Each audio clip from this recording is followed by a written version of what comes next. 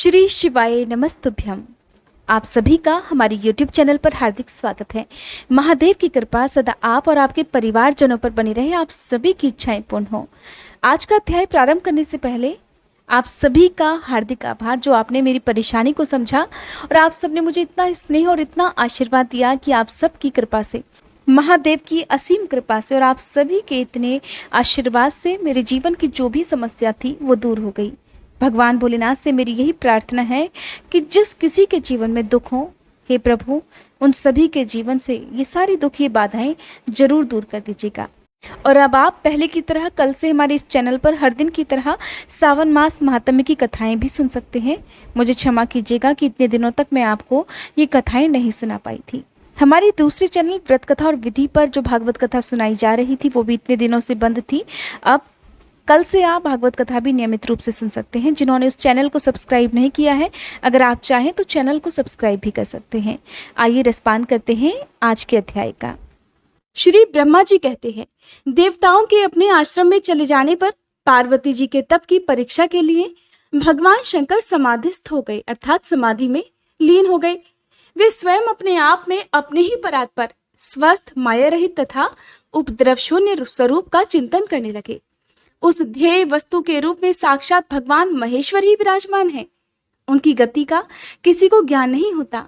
वे भगवान वृषभध्वज ही सभी के सृष्टा परमेश्वर हैं। हे तात, उन दिनों पार्वती देवी बड़ी भारी तपस्या कर रही थी। उस तपस्या से रुद्रदेव भी बड़े विस्मय में पड़ गए। भक्ताधीन होने के कारण ही वे समाधि से विचलित हो गए और किसी कारण से नहीं। फिर सृष्टिकर्ता हर ने वशिष्ठ आदि सप्तऋषियों का स्मरण किया। उनके स्मरण करते ही वे सातों ऋषि शीघ्र ही वहां आ पहुंचे। उनके मुख पर प्रसन्नता छा रही थी और वे सब के सब अपने सौभाग्य की अधिक सराहना करते थे। उन्हें आया हुआ देख भगवान शिव के नेत्र प्रसन्नता से प्रफुल्ल कमल के समान खिल उठे और वे हंसते हुए इस प्रकार कहने लगे, हे तात सप्तऋषियों, तुम सभी लोग मेरे हितकारी तथा संपूर्ण वस्तुओं के ज्ञान में निपुण हो, अतः शीघ्र मेरी बात सुनो। गिरिराज कुमारी देवेश्वरी पार्वती इस समय सुस्थिर चित्त होकर गौरी शिखर नामक पर्वत पर तपस्या कर रही हैं। मुझे पति रूप में प्राप्त करना ही उनकी तपस्या का उद्देश्य है। द्विजो, इस समय केवल सखियां उनकी सेवा में है। मेरे सिवा दूसरी समस्त कामनाओं का परित्याग करके वे एक उत्तम निश्चय पर पहुंच चुकी हैं। मुनिवरों, तुम सब लोग मेरी आज्ञा से वहां जाओ और प्रेम पूर्वक हृदय से उनकी दृढ़ता की परीक्षा लो। वहां तुम्हें सर्वथा छलयुक्त बातें कहनी चाहिए। उत्तम व्रतधारी महर्षियों, मेरी आज्ञा से तुम्हें ऐसा ही करना है, इसलिए तुम्हें संशय नहीं करना है। भगवान शंकर की ये आज्ञा पाकर वे सातों ऋषि तुरंत ही उस स्थान पर जा पहुंचे जहां पर दीप्तमती जगन्माता पार्वती जी विराजमान थी। सप्तऋषियों ने वहां शिवा को तपस्या की मूर्तिमती दूसरी सिद्धि के समान देखा। उनका तेज महान था। वे अपने उत्तम तेज से प्रकाशित हो रही थी। उन उत्तम व्रतधारी सप्तऋषियों ने उन्हें मन ही मन प्रणाम किया और उनके द्वारा विशेषतः पूजित हो वे मस्तक झुकाए इस प्रकार बोले। ऋषिगण कहने लगे, हे देवी गिरिराज नंदिनी, हमारी ये बात सुनो। हम जानना चाहते हैं कि तुम किस लिए तपस्या करती हो तथा इसके द्वारा किस देवता को और किस फल को पाना चाहती हो। उन द्विजों के इस प्रकार पूछने पर गिरिराज कुमारी देवी शिवा ने उनके सामने अत्यंत गोपनीय होने पर भी सच्ची बात उन्हें बता दी। पार्वती जी बोली, हे मुनीश्वरों, आप लोग प्रसन्नतापूर्ण हृदय से मेरी बात सुनिए। मैंने अपनी बुद्धि से जिसका चिंतन किया है, अपना वह विचार मैं आप सबके सामने रखती हूँ। आप लोग मेरी असंभव बातें सुनकर मेरा उपहास करेंगे, इसलिए उन्हें कहने में संकोच ही होता है। फिर भी मैं कहती हूँ, क्या करूं? मेरा ये मन अत्यंत दृढ़ता पूर्वक एक उत्कृष्ट कर्म के अनुष्ठान में लगा हुआ है और ऐसा करने के लिए विवश हो गया। ये पानी के ऊपर बहुत बड़ी और ऊंची दीवार खड़ी करना चाहता है। देवर्षि का उपदेश पाकर मैं, भगवान रुद्र मेरे पति हूं, इस मनोरथ को मन में लिए अत्यंत कठोर तप कर रही हूं। हे मुनिवरों, मेरा मन रूपी पक्षी बिना पंख के ही हठपूर्वक आकाश में उड़ रहा है। मेरे स्वामी करुणा निधान भगवान शंकर ही उसके इस आशा की पूर्ति कर सकते हैं। पार्वती जी के यह वचन सुनकर वे मुनि हंस पड़े। और गिरिजा का सम्मान करते हुए प्रसन्नता पूर्वक छलयुक्त मिथ्या वचन कहते हुए कहने लगे, गिरिराज नंदिनी, देवर्षि नारद तो व्यर्थ ही अपने आप को पंडित मानते हैं। देवी, तुम नहीं जानती, उनके मन में हर समय क्रूरता भरी रहती है। आप समझदार होकर भी क्या उनके चरित्र के बारे में नहीं जानती? नारद छल कपट की बातें करते हैं और दूसरों के चित्त को मोह में डालकर मत डालते हैं। उनकी बातें सुनने से सर्वथा हानि ही होती है। ब्रह्मपुत्र दक्ष के पुत्रों को नारद ने जो छलपूर्ण उपदेश दिया था, उसका फल ये हुआ कि वे सब के सब अपने पिता के घर लौटकर नहीं आ पाए। यही हाल उन्होंने दक्ष के दूसरे पुत्रों का भी किया। वे भी उनके चक्कर में आकर भिखारी बन गए। विद्याधर चित्रकेतु को तो उन्होंने ऐसा उपदेश दिया कि उसका तो घर ही उजड़ गया। और देखो, प्रहलाद को अपना चेला बनाकर इन्होंने हिरण्यकशिपु से बड़े बड़े दुख दिलवाए। ये सदा दूसरों की बुद्धि में भ्रम और भेद पैदा किया करते हैं। नारद मुनि कानों को पसंद आने वाली अपनी विद्या जिस जिसको सुना देते हैं देवी, वही अपना घर छोड़कर तत्काल भीख मांगने लगता है। उनका मन तो मलिन है, केवल शरीर ही सदा उज्जवल दिखाई देता है। हम उन्हें विशेष रूप से जानते हैं क्योंकि उनके साथ रहते हैं। उनका उपदेश पाकर बड़े बड़े विद्वानों द्वारा सम्मानित होने वाली तुम भी व्यर्थ ही भुलावे में आ गई और मूर्ख बनकर दुष्कर तपस्या करने लगी हो देवी। हे बाले, तुम जिनके लिए ये भारी तपस्या करती हो, वे रुद्र सदा उदासीन, निर्विकार तथा काम के शत्रु हैं और इसमें कोई संशय नहीं। वे अमांगलिक वस्तुओं से युक्त शरीर धारण करते हैं, लज्जा को तिलांजलि दे चुके हैं, उनका न कहीं घर है न द्वार। वे किस कुल में उत्पन्न हुए हैं इसका भी किसी को कोई पता नहीं। कुत्सित वेश धारण किए भूतों तथा प्रेत आदि के साथ रहते हैं और नंग धड़ंग होकर शूल धारण किए रहते हैं। धूर्त नारद ने अपनी माया से तुम्हारे सारे विज्ञान को नष्ट कर दिया है। देवी, युक्ति से तुम्हें मोह लिया और तुमसे तप करवाया। हे देवेश्वरी, हे गिरिराज नंदिनी, तुम ही विचार करो कि ऐसे वर को पाकर भला तुम्हें क्या सुख मिलेगा। और पहले रुद्र ने बुद्धि से खूब सोच विचार कर साध्वी सती से विवाह किया, परंतु वे ऐसे मूढ़ हैं, कुछ दिन भी उनके साथ निभा नहीं सके। उस बेचारी को वैसे ही तोष देकर उन्होंने उसका त्याग कर दिया और स्वयं स्वतंत्र होकर अपने निष्कल और शोक रहित स्वरूप का ध्यान करते हुए उसी में सुखपूर्वक रम गए। देवी, जो सदा अकेले रहने वाले, शांत, संग रहित और अद्वितीय है, उनके साथ किसी स्त्री का निर्वाह भला कैसे होगा। आज भी कुछ नहीं बिगड़ा है, तुम हमारी आज्ञा मानकर घर लौट जाओ और इस दुर्बुद्धि को त्याग दो। महाभागे, इससे तुम्हारा भला होगा। तुम्हारे योग्य वर है भगवान विष्णु, जो समस्त सद्गुणों से युक्त हैं। वे वैकुंठ में रहते हैं, लक्ष्मी जी के स्वामी हैं और नाना प्रकार की क्रीड़ाएं करने में कुशल भी हैं। उनके साथ हम तुम्हारा विवाह करा देंगे और वह विवाह तुम्हारे लिए समस्त सुखों को देने वाला होगा। पार्वती, तुम्हारा जो रुद्र के साथ विवाह करने का हठ है, ऐसे हठ को छोड़ दो और सुखी हो जाओ। श्री ब्रह्मा जी कहते हैं, नारद, उनकी ऐसी बात सुनकर जगदम्बिका पार्वती हंस पड़ी और पुनः उन ज्ञान विशारद मुनियों से बोली, मुनीश्वरों, आपने अपनी समझ से बिल्कुल ठीक कहा है, परंतु हे मुनीश्वरों, मेरा हठ भी छूटने वाला नहीं है। मेरा शरीर पर्वत से उत्पन्न होने के कारण मुझ में हमेशा स्वाभाविक कठोरता विद्यमान है। अपनी बुद्धि से ऐसा विचार कर आप लोग मुझे तपस्या करने से रोकने का कष्ट मत कीजिए। देवर्षि का उपदेश वाक्य मेरे लिए परम हितकारक है, इसलिए मैं उसे कभी नहीं छोड़ूंगी। वेद वेत्ता भी ये मानते हैं कि गुरुजनों का वचन सदा हितकारक होता है। गुरुओं का वचन सत्य होता है। ऐसा जिनका दृढ़ विचार है, उन्हें इस लोक और परलोक में परम सुख की प्राप्ति होती है और दुख कभी नहीं होता। गुरुओं का वचन सत्य होता है। ये विचार जिनके हृदय में नहीं है, उन्हें इस लोक और परलोक में भी दुख ही प्राप्त होता है, सुख कभी मिल ही नहीं सकता। अतः हे द्विजो, गुरुओं के वचन का कभी किसी तरह भी त्याग नहीं करना चाहिए। अब मेरा घर बसे या उजड़ जाए, मुझे तो ये हठ ही सदा सुख देने वाला है। मुनिवरों, आपने जो भी बातें कही हैं, मैं उनका आपके कहे हुए तात्पर्य से भिन्न अर्थ समझती हूँ और उनका यहाँ संक्षेप से विवेचन प्रस्तुत करती हूँ। आपने ये ठीक कहा कि भगवान विष्णु सद्गुणों के धाम और लीला विहारी हैं। साथ ही आपने सदाशिव को निर्गुण भी कहा है। इसमें जो कारण है वो बताया जाता है। भगवान शिव साक्षात परब्रह्म हैं, इसलिए निर्विकार हैं। वे केवल भक्तों के लिए शरीर धारण करते हैं, फिर भी लौकिकी प्रभुता को दिखाना नहीं चाहते।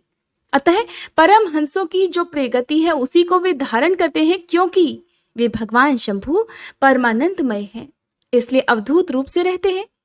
माया लिप्त जीवों को ही भूषण आदि की रुचि होती है, ब्रह्म को कभी नहीं। वे प्रभु गुणातीत, अजन्मा, माया रहित, अलक्ष्य गति और विराट हैं। हे द्विजो, भगवान शंभु किसी विशेष धर्म या जाति आदि के कारण किसी पर अनुग्रह नहीं करते। मैं गुरु की कृपा से ही शिव जी को यथार्थ रूप से जानती हूँ। महर्षियों, यदि शिव मेरे साथ विवाह नहीं करेंगे तो मैं सदा कुंवारी ही रह जाऊंगी, परंतु दूसरे के साथ विवाह कदापि नहीं करूंगी, और ये मैं एकदम सत्य कहती हूँ, सत्य कहती हूँ। यदि सूर्य पश्चिम दिशा में उगने लगे, मेरू पर्वत अपने स्थान से विचलित हो जाए, अग्नि शीतलता को अपना ले और कमल पर्वत शिखर की शिला के ऊपर खिलने लगे, तो भी मेरा ये हट कभी नहीं छूट सकता। ये मैं एकदम सत्य कहती हूँ, एकदम सत्य कहती हूँ। श्री ब्रह्मा जी कहते हैं, हे नारद, ऐसा कह उन मुनियों को प्रणाम करके गिरिराज कुमारी पार्वती निर्विकार चित्त से शिव जी का स्मरण करती हुई मौन हो गई। इस प्रकार गिरिजा के उस उत्तम निश्चय को जानकर वे सप्तऋषि भी उनकी जय जयकार करने लगे और उन्होंने पार्वती जी को उत्तम आशीर्वाद दिया। हे मुने, गिरिजा देवी की परीक्षा करने वाले वे सातों ऋषि उनको प्रणाम करके प्रसन्नचित्त होकर शीघ्र ही भगवान शिव के स्थान को चले गए। वहां पहुंचकर शिव जी को मस्तक नवाकर उनसे सारा वृतांत निवेदन करके उनकी आज्ञा लेकर वे पुनः सादर स्वर्गलोक को चले गए। श्री ब्रह्मा जी कहते हैं, हे नारद, उन सप्तऋषियों के अपने लोक में चले जाने पर सुंदर लीला करने वाले साक्षात भगवान शंकर ने देवी के तप की परीक्षा लेने का विचार किया। वैसे तो मन ही मन वे पार्वती जी से बहुत संतुष्ट थे। परीक्षा के ही बहाने पार्वती जी को देखने के लिए जटाधारी तपस्वी का रूप धारण करके भगवान शंभु उनके वन में चले गए। अपने तेज से प्रकाशमान अत्यंत बूढ़े ब्राह्मण का रूप धारण करके प्रसन्नचित होकर वे दंड और छत्र लिए वहां से प्रस्थित हुए। आश्रम में पहुंचकर उन्होंने देखा कि देवी शिवा सखियों से घिरी हुई वेदी पर बैठी हुई है और चंद्रमा की विशुद्ध कला सी प्रतीत हो रही है। ब्रह्मचारी का स्वरूप धारण किए भक्तवत्सल शंभु देवी पार्वती को देखकर प्रीतिपूर्वक उनके पास गए। उन अद्भुत तेजस्वी ब्राह्मण देवता को अपने आश्रम पर आया देख उस समय देवी शिवा ने समस्त पूजन सामग्रियों द्वारा उनकी पूजा की। जब उनका भली भांति सत्कार हो गया, सामग्रियों द्वारा उनकी पूजा संपन्न कर ली गई, तब पार्वती जी ने बड़ी प्रसन्नता और प्रेम के साथ उन ब्राह्मण देव से आदर पूर्वक कुशल समाचार पूछा। पार्वती जी कहने लगी, ब्रह्मचारी का स्वरूप धारण करके आए हुए आप कौन हैं और कहां से पधारे हैं? वेद वेत्ताओं में श्रेष्ठ हे विप्रवर, आप अपने तेज से इस वन को प्रकाशित कर रहे हैं। मैंने जो कुछ पूछा है कृपया उसे बतलाइए। तब ब्राह्मण कहने लगे, देवी, मैं अपनी इच्छा अनुसार विचरने वाला व्रत ब्राह्मण हूँ, पवित्र बुद्धि, तपस्वी, दूसरों को सुख देने वाला और परोपकारी हूँ, इसमें कोई संशय नहीं। तुम कौन हो, किसकी पुत्री हो और इस निर्जन वन में किसके लिए ऐसी तपस्या कर रही हो जो पंजे के बल पर खड़े होकर तप करने वाले मुनियों के लिए भी अत्यंत दुर्लभ है? तुम न बालिका हो न वृद्धा ही हो, सुंदरी तरुणी जान पड़ती हो, फिर किसके लिए पति के बिना इस वन में आकर कठोर तपस्या कर रही हो? हे भद्रे, क्या तुम किसी तपस्वी की सहचारिणी तपस्वी नहीं हो? देवी, क्या वह तपस्वी तुम्हारा पालन पोषण नहीं करता जो तुम्हें छोड़कर अन्यत्र चला गया है? बोलो, तुम किसके कुल में उत्पन्न हुई हो और तुम्हारे माता पिता कौन है? तुम्हारा नाम क्या है? तुम महासौभाग्य रूपा जान पड़ती हो, तुम्हारा तपस्या में अनुराग व्यर्थ है। क्या तुम वेद माता गायत्री हो, लक्ष्मी हो, अथवा क्या सुंदर रूप वाली सरस्वती हो? इन तीनों में तुम कौन हो ये मैं अनुमान से निश्चय नहीं कर पाता। ब्राह्मण की बात सुनकर देवी पार्वती कहने लगी, हे विप्रवर, ना तो मैं वेद माता गायत्री हूँ, न लक्ष्मी हूँ और न सरस्वती ही हूँ। इस समय मैं हिमाचल की पुत्री हूँ और मेरा नाम पार्वती है। पूर्व काल में, इससे पहले के जन्म में मैं प्रजापति दक्ष की पुत्री थी। उस समय मेरा नाम सती था। एक दिन पिता ने मेरे पति की निंदा की थी, जिससे कुपित हो मैंने योग के द्वारा शरीर को त्याग दिया था और इस जन्म में भी भगवान शिव मुझे मिल गए थे। परंतु भाग्यवश काम को भस्म करके वे मुझे भी छोड़कर कहीं चले गए। हे ब्राह्मण, शंकर जी के चले जाने पर मैं विरहताप से उद्विग्न हो उठी और तपस्या के लिए दृढ़ निश्चय करके पिता के घर से यहाँ गंगा जी के तट पर चली आई हूँ। यहाँ दीर्घ काल तक कठोर तपस्या करके भी मैं अपने प्राण वल्लभ को पा नहीं सकी हूँ, इसलिए मैं अग्नि में प्रवेश कर जाना चाहती थी। इतने में ही आपको आया देख मैं क्षण भर के लिए ठहर गई हूँ। अब आप जाइए, मैं अग्नि में प्रवेश करूंगी, क्योंकि भगवान शिव ने मुझे स्वीकार नहीं किया, किंतु जहां जहां मैं जन्म लूंगी वहां वहां शिव का ही पति रूप में वर्ण करूंगी। श्री ब्रह्मा जी कहते हैं, नारद, ऐसा कहकर पार्वती उन ब्राह्मण देवता के सामने अग्नि में समा गई। यद्यपि ब्राह्मण देव सामने से उन्हें बारंबार ऐसा करने से रोक रहे थे, अग्नि में प्रवेश करती हुई पर्वतराज कुमारी पार्वती की तपस्या के प्रभाव से वह आग उसी क्षण चंदन पंख के समान शीतल हो गई। क्षण भर उस आग के भीतर रहकर जब पार्वती आकाश में ऊपर की ओर उठने लगी, तब ब्राह्मण रूपधारी शिव ने सहसा हंसते हुए उनसे पुनः पूछा, अहो भद्रे, तुम्हारा तप क्या है? ये कुछ भी मेरी समझ में नहीं आया। इधर अग्नि से तुम्हारा शरीर तक नहीं जला, ये तो तपस्या की सफलता का सूचक है, परंतु अब तक तुम्हें अपना मनोरथ प्राप्त नहीं हुआ, इससे उसकी विफलता प्रकट होती है। अतः हे देवी, सबको आनंद देने वाले मुझ श्रेष्ठ ब्राह्मण के सामने तुम अपने अभीष्ट मनोरथ को सच सच तो बताओ। श्री ब्रह्मा जी कहते हैं, नारद, ब्राह्मण के इस प्रकार पूछने पर उत्तम व्रत का पालन करने वाली अंबिका ने अपनी सखी को उत्तर देने के लिए प्रेरित किया। पार्वती जी से प्रेरित होकर उनकी विजया नामक प्राण प्यारी सखी ने, जो उत्तम व्रत को जानने वाली थी, जटाधारी तपस्वी से कहा। सखी विजया कहने लगी, साधो, तुमसे पार्वती के उत्तम चरित्र का और इनकी तपस्या के समस्त कारणों का वर्णन करती हूँ। आप सुनना चाहते हो तो सुनिए। मेरी सखी गिरिराज हिमाचल की पुत्री हैं। ये पार्वती और काली नाम से विख्यात है और ये माता मेनका की कन्या है। अब तक किसी ने इनके साथ विवाह नहीं किया है। ये भगवान शिव के सिवा दूसरे किसी को चाहती भी नहीं। उन्हीं के लिए तो 3000 वर्षों से तपस्या कर रही है। भगवान शिव की प्राप्ति के लिए ही मेरी इन सखी ने ऐसा तप प्रारंभ किया है। हे विप्रवर, इसमें जो कारण है उसे बताती हूँ, सुनिए। ये पर्वत राजकुमारी ब्रह्मा, विष्णु तथा इंद्र आदि देवताओं को भी छोड़कर केवल पिनाक पाणी भगवान शंकर को ही पति रूप में प्राप्त करना चाहती है और नारद जी के आदेश से ये कठोर तपस्या कर रही है। हे द्विश्रेष्ठ, आपने जो कुछ पूछा था उसके अनुसार मैंने प्रसन्नता पूर्वक अपनी सखी का मनोरथ बता दिया। अब आप और क्या सुनना चाहते हैं? श्री ब्रह्मा जी कहने लगे, हे नारद, विजया का ये यथार्थ वचन सुनकर जटाधारी तपस्वी रुद्र हंसते हुए बोले, सखी ने ये जो कुछ भी कहा है उसमें तो मुझे परिहास का अनुमान होता है। यदि ये सब ठीक हो तो पार्वती देवी अपने मुंह से कहे।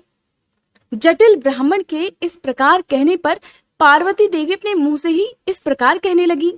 देवी पार्वती ने जो कुछ भी कहा उसका वृतांत आप आने वाले अध्याय में सुनेगा। उम्मीद करती हूँ आज का ये अध्याय आपको पसंद आया होगा। वीडियो अगर अच्छी लगी हो तो प्लीज हर दिन बिना कहे ही वीडियो को शेयर जरूर करा करें, लाइक किया करें और बताया करें कि ये वीडियो आपको कैसी लगती है।